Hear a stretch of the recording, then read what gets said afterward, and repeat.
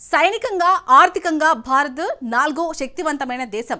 ప్రపంచంలోని అత్యధిక జనాభా ఉన్న దేశం. కానీ ఉగ్రదాడులు జరుగుతుంటే మాత్రం మౌనంగా భారత్ రోధిస్తుంది.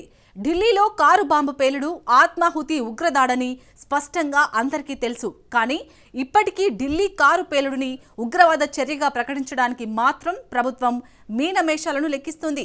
ప్రతి ఉగ్రవాద దాడిని యుద్ధ చర్యగా గతంలోనే భారత ప్రధాని నరేంద్ర మోడీ ప్రకటించారు. పాకిస్తాన్ చేసిన ఈ దాడిపై మోడీ సర్కార్ ఎలాంటి చర్యలు తీసుకుంటుంది అన్నదే ఇప్పుడు చర్చనీయాంశంగా మారింది. పాకిస్తాన్కు విధేయులుగా ఉండే జిహాదీలను భారత్ ఇంకెన్నాళ్లు భరించాలి? ఉగ్రవాదుల దాడులకు ఇంకెంతమంది భారతీయులు బలవ్వాలి? అసలు ఢిల్లీ ఉగ్రదాడికి కారణం ఎవరు? ఎందుకు ఢిల్లీ అటాక్స్ ని భారత బలగాలు అడ్డుకోలేకపోయాయి? Let's watch.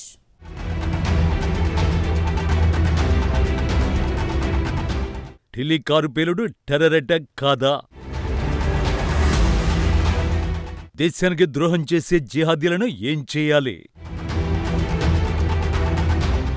పాకిస్తాన్పై మోడీ యుద్ధాన్ని ప్రకటిస్తారా?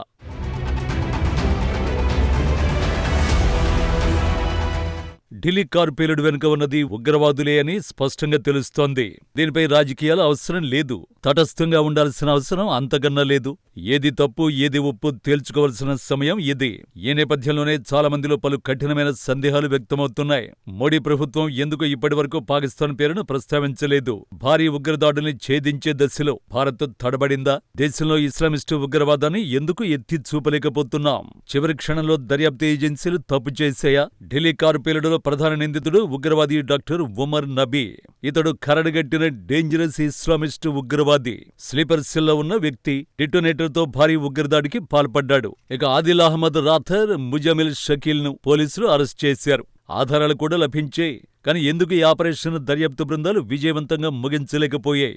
ఎందుకు ఎర్రకోటలోని ఉగ్రదాడిని అడ్డుకోవడంలో విఫలమయ్యారు? ఫరీదాబాద్లో ఉదయం 6 గంటల నుంచి పోలీసులు తనిఖీలను కొనసాగించారు. కానీ ఈ దాడుల్ని మాత్రం పోలీసియంగా ఉంచలేకపోయారు. దీని గురించి పోలీసులు హల్చల్ చేశారు. అన్ని సైట్లలోకి రిపోర్టులను కూడా అనుమతించారు. దీంతో దేశమంతటా ఉగ్ర తనిఖీలు తెలిసిపోయాయి.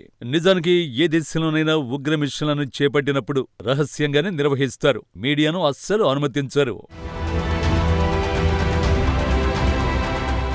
సో పోలీసులు చాలా అప్రమత్తంగా ఉన్నారు. ఫరీదాబాద్ దాడుల్లో 350 కిలోల అమ్మోనియం నైట్రేట్ ను ఒకే ప్రాంతంలో గుర్తించారు.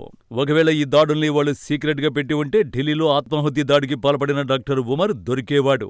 ఏదో ఒక చోట హుండాయి i20 కారును ఆపేందుకు అవకాశం ఉండేది. ఫరీదాబాద్ దాడులు తెలిసినందుకే ఉమర్ భయాందోళనకు గురయ్యాడు.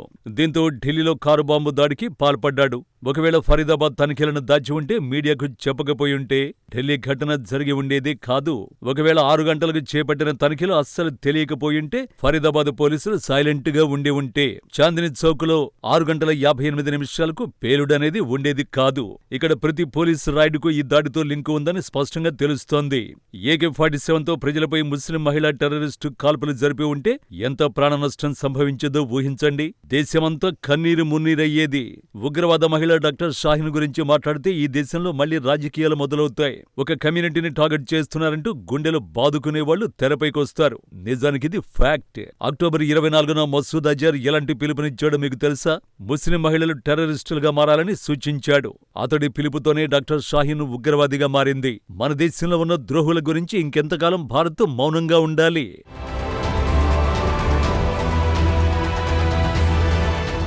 రాజకీయం కోసం ఇంకెన్నాళ్లు ఉగ్రవాదాన్ని భారత్ భరించాలి? ఎందుకు అల్-ఫలాహ్ యూనిట్ గురించి మాట్లాడకూడదు? అసలు ఏమిటి అల్-ఫలాహ్ యూనివర్సిటీ?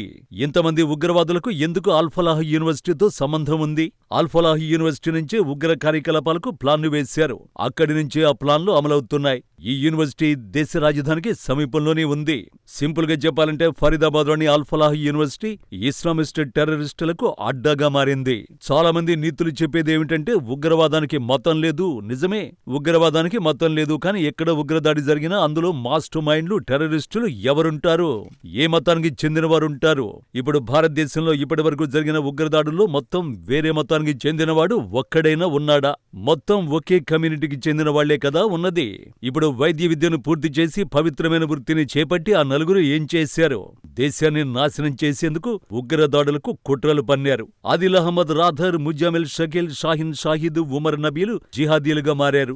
డాక్టర్ ఉమర్ ఏకంగా 12 మంది ప్రాణాలు బలిగొన్నాడు. 20 మంది తీవ్ర గాయాల పాలయ్యేలా చేశాడు.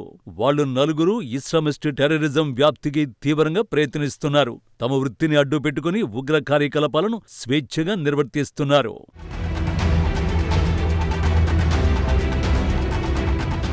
భిన్నమైన ఉగ్ర దృక్పథం, అలాగే టెర్రర్ భావజాలం ఉన్నవారిని పూర్తిగా నిర్మూలించాల్సిందే.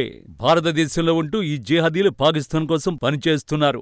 అందుకే ఢిల్లీ ఆత్మాహుతి దాడికి పాకిస్తానే కారణమని ప్రభుత్వం ప్రకటించాల్సిన అవసరం ఉంది. కానీ ఇప్పటికీ ప్రభుత్వం మాత్రం ఆ విషయాన్ని తేల్చుకోలేకపోతోంది. ఢిల్లీ ఉగ్రదాడికి పాకిస్తానే కారణమని స్పష్టమైన సంకేతాలు ఉన్నా మోడీ సర్కార్ మాత్రం మౌనంగా ఉంది.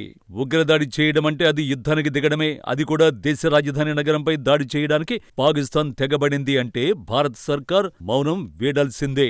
ఈ దేశం ఇంకెన్నాళ్ళు స్లీపర్ సెల్స్ జిహాదీలను భరించాలి? ఫరీదాబాద్, అహ్మదాబాద్, హైదరాబాద్, లక్నో, కశ్మీర్, మీరట్, సహరాన్పూర్ మళ్లీ దాడుల్ని ఎదుర్కోవాల్సిందేనా?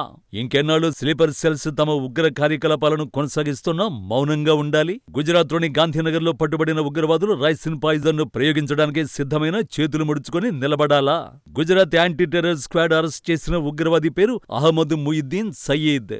హైదరాబాద్కు చెందిన ఈ 35 ఏళ్ల డాక్టర్ చైనాలో మెడిసిన్ పూర్తి చేసుకుని వచ్చాడు. అతడు బయోకెమికల్ టెర్రరిస్ట్ దాడికి ప్లాన్ వేశాడు. ప్రపంచంలోనే అత్యంత ప్రమాదకరమైన రైసిన్తో దాడికి అతను ప్లాన్ చేశాడు. ఈ విషయాన్ని ఆముదంతో తయారు చేస్తారు.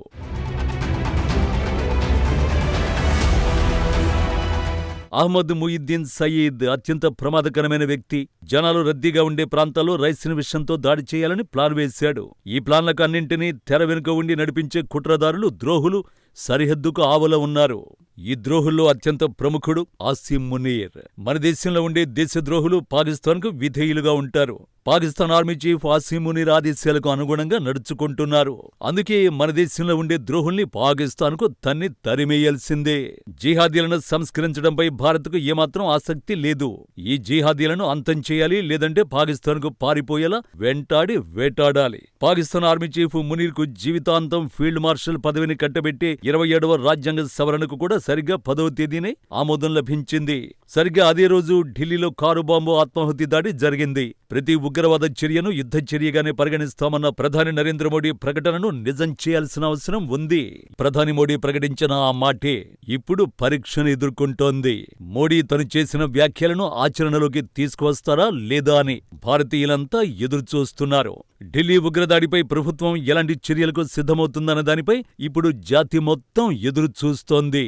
ఈ విషయంలో మోడీ సర్కారు ఆలస్యం చెయ్యరాదు.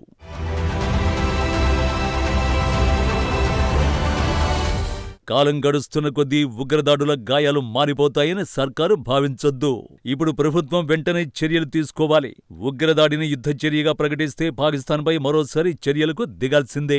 నిజానికి ఆపరేషన్ సింధూర్ కొనసాగుతోందని ప్రభుత్వమే గతంలో ప్రకటించింది. ప్రజలు కూడా ఇప్పుడు ఆపరేషన్ సింధూర్ కొనసాగుతుందని నమ్ముతున్నారు. అందుకే ప్రభుత్వం చెప్పిన మాటను అమలు చెయ్యాలి. పాకిస్తాన్ మరోసారి ఇలాంటి ఉగ్రదాడులకు పాల్పడకుండా సరైన బుద్ధి చెప్పాలి. సో పాకుపై మరోసారి ఆపరేషన్ సింధూర్ 2.0 ఉంటుందా లేదా అన్నది ప్రభుత్వమే క్లారిటీ ఇవ్వాల్సి ఉంది. పాకుపై ప్రతీకారం తీర్చుకుంటేనే మృతుల కుటుంబాలకు కాస్తైనా ఊరట కలుగుతుంది. ఢిల్లీలో చనిపోయిన 12 మంది ఆత్మలకు శాంతి కలుగుతుంది.